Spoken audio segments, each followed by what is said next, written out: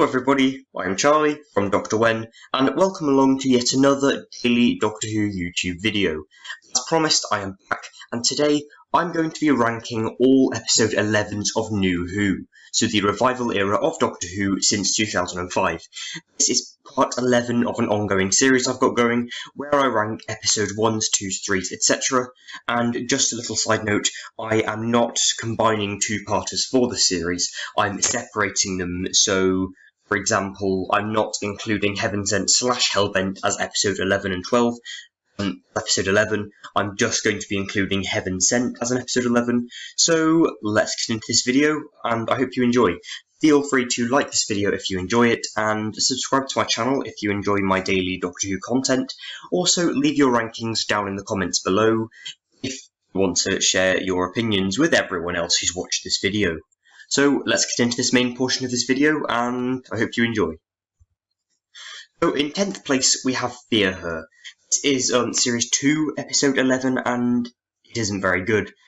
I've given it a 5.4 out of 10, and it was just a bit of a disappointment. I'm not the biggest fan of Series 2. I think lots of the episodes are pretty subpar, like New Earth, Tooth and Claw, and Fear Her, and to an extent Love and Monsters, that I don't think it deserves the hate it gets. However, I don't really like Fear Her. I think the side characters are really bland and incredibly annoying. Like, all of them in this, they're so annoying. I can't watch this episode in one sitting because it's just slightly painful to watch an episode this bad. It's evidently filler before the two-part finale, Army of Ghosts and Doomsday, and it doesn't really serve any purpose to the overall narrative of the show whatsoever, even though there are good stories that still.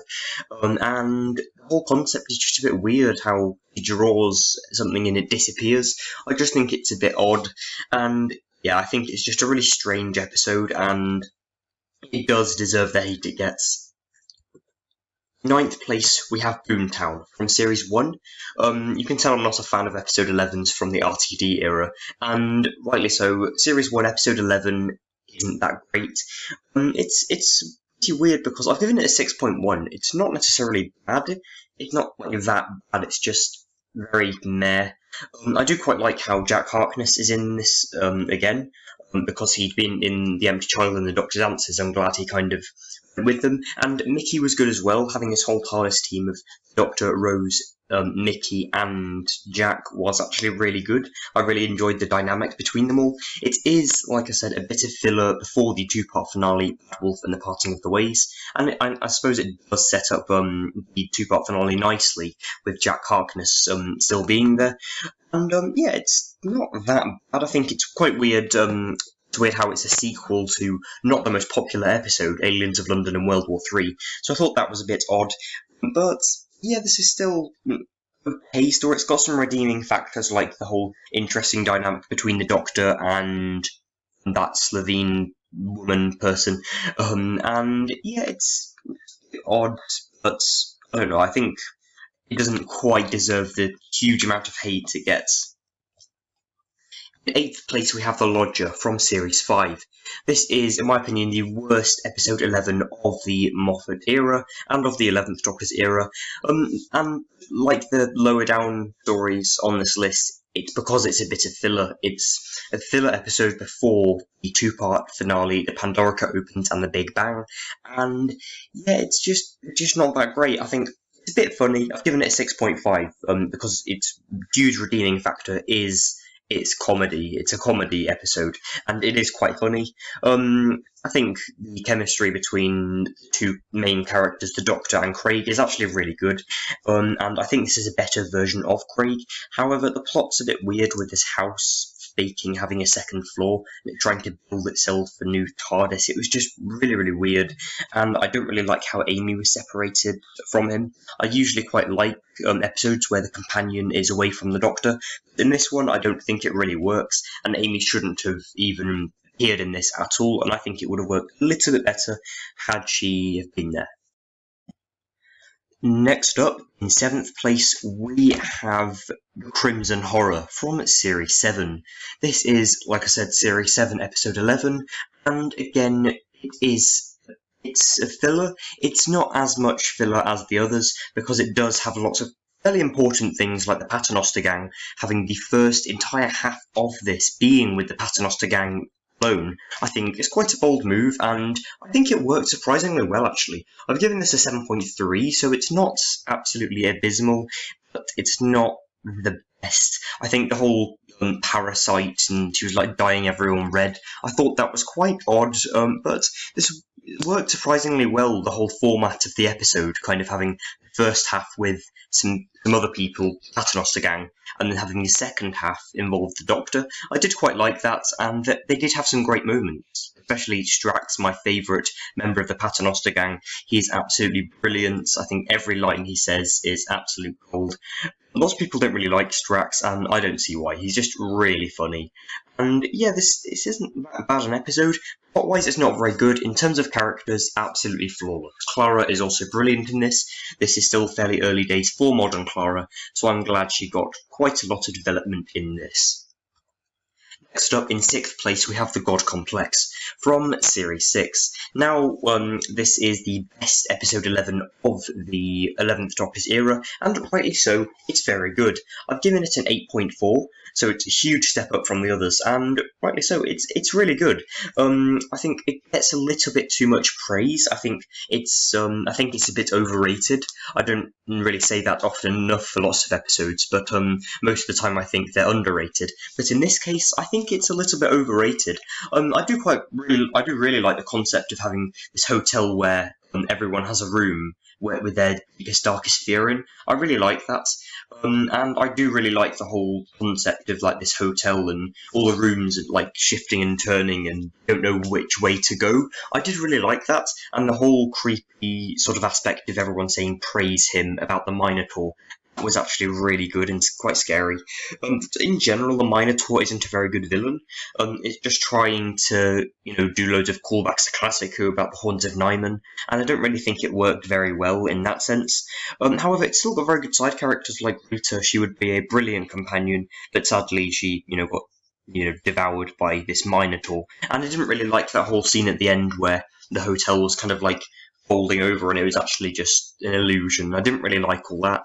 But it is quite emotional at the end with Amy and Rory parting, sort of. I think this should have been their final story. I don't think they should have had Series 7A. I think the Wedding of River Song should have been without a companion. Yeah, I'll get into all that in a different kind of video. But yeah, I still actually really like this story, and I think it's very good, however a tiny bit overrated. Next up, we have Turn Left from Series 4. This is a very, very good story. I've given it a 9.2 out of 10, and it's mainly, in my opinion, the second best Dr. Light story, having Donna being transported to this parallel world where she turned her car a different direction one day, and it caused the Doctor to die and the Earth to get invaded by aliens more severely than before, for example, and it kind of goes through everything that happened in the RTD era in terms of alien invasions, and I really liked that because it's basically one huge sort of slideshow of everything that had happened since Runaway Bride, which since before the Runaway Bride even. And I actually really, really liked that whole aspect. I thought it was really good. And yeah, it's just quite cool having this whole butterfly effect sort of thing, how she just made one wrong move and the whole Earth was like crumbling around her. I really, really liked the introduction of Rose. That was brilliant. Having her in this world of Donna's where she was transported to this other world. I really, really like all of that. And I don't know, I think it pulls off the whole Dr. Light format really, really well. And it's just brilliant. Lots of people don't really like it and think of it as filler. I really don't think of this as filler. I think this is extremely important to the plot, especially that cliffhanger with all the bad wolf written across that whole city. That was just brilliant. Next up, we have Utopia from Series 3. This is part 1 of a 3-part finale, one of the longest finales we've ever got in Doctor Who, and involves an alien planet called, I can't remember what it's called, but basically they're run by, it's this basically refugee camp sort of base thing, and it's run by Professor Yana, who's trying to repair this rocket to get them to Utopia in the year 100 trillion, and eventually he it turns out that he used a chameleon circuit to basically make him think he was human. It turns out actually he was the Master, and that reveal is absolutely brilliant. I think Derek Jacobi is actually really good as the Master, even though we don't really get to see much of him, and that whole regeneration with him into Harry Saxon at the end, that was really, really good. All of this is just a really good episode. I think the later parts are slightly better, but this is still really good. And those whole mutated sort of human creatures, they were actually really good. And Jack Harkness is reintroduced in this episode, and that's never a bad thing. Next up, we have Arkwater. In my opinion, the worst 12th Doctor episode 11. However, I know it's in third place, but yeah, the other two are also extremely good. However, this is still really good. It's episode, like I said, episode 11 of series 8, and it's really, really good. It's part 1 of the 2-part finale that he's got, and basically involves this Clara's boyfriend Danny dying, and he's been resurrected into this, not resurrected, he's gone to this place called the Nethersphere, which is actually just Time Lord technology, and it's basically like a huge TARDIS that Missy, who's actually the Master, is controlling. I think there's a lot going on in this story, which makes it a tiny bit worse than Death in Heaven, which I've given a 9.6. However, it's still brilliant. That whole scene where Clara's dropping the TARDIS keys into the volcano, that was really, really good. And this made me really, really, really like the 12th Doctor as well. The whole thing with Danny's death, that's actually really, really sad. And I don't know, I think this is an incredibly underrated story. And that whole twist with the Cybermen, that was brilliant. And all of this, it was just really dark and creepy, and I honestly really liked it. Next up, in second place, we have Heaven Sent. Some of you may be confused as to why I put this in second place, because for lots of people, this is their favourite story of Doctor Who ever. This is my third favourite story ever. It's episode 11 of series 9, and is the penultimate story of the series. It's basically about the Doctor going through this thing called a confession dial, which is actually a huge castle, sort of disguised, and basically he goes around this castle trying to find a certain room 13 I think, and he finds a wall of this thing, a material called asbantium, and he's got to break through it a certain amount of times, and then he dies from this creature called a Veil. He's resurrected, and he does it all over again, 4.5 billion years. It's basically, it's one big metaphor for his grief for Clara, which I really like because she did die in the previous story, and it is honestly so brilliant. That cliffhanger at the end with Ray, that was awesome. And all of this, it was just incredible. The music, the soundtrack, the direction, the cinematography, all of it is just awesome, and I really, really enjoyed it. But in first place, we have my favourite Doctor Who episode of all time, World Enough and Time, from series 10. This is the peak of Doctor Who for me. This is my favourite episode in my favourite series of Doctor Who, and it is just utterly brilliant. There is nothing wrong with World Enough and Time. World Enough and Time and the Doctor Falls, a 2-parter from the finale of series 10, is still obviously brilliant. It's my favourite story of all time.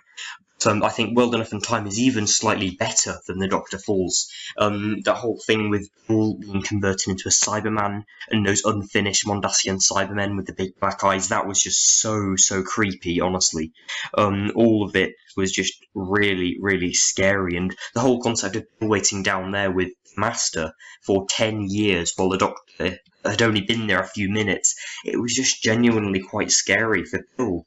Feel really sorry for Bill, and that cliffhanger at the end with the Johnson Master emerging from that disguise and Bill being converted into a Mondasian Cyberman. It's all really good, a brilliant cliffhanger, and there is nothing wrong with this episode. It is flawless. So I hope you enjoyed this ranking, everybody, and feel free to subscribe to the channel and like this video, and put your rankings down in the comments. Next time. Tomorrow, it's another exciting day, because since it's Friday, then I'm going to be doing Chapter 2 of Count Your Shadows. I'll see you then, and goodbye.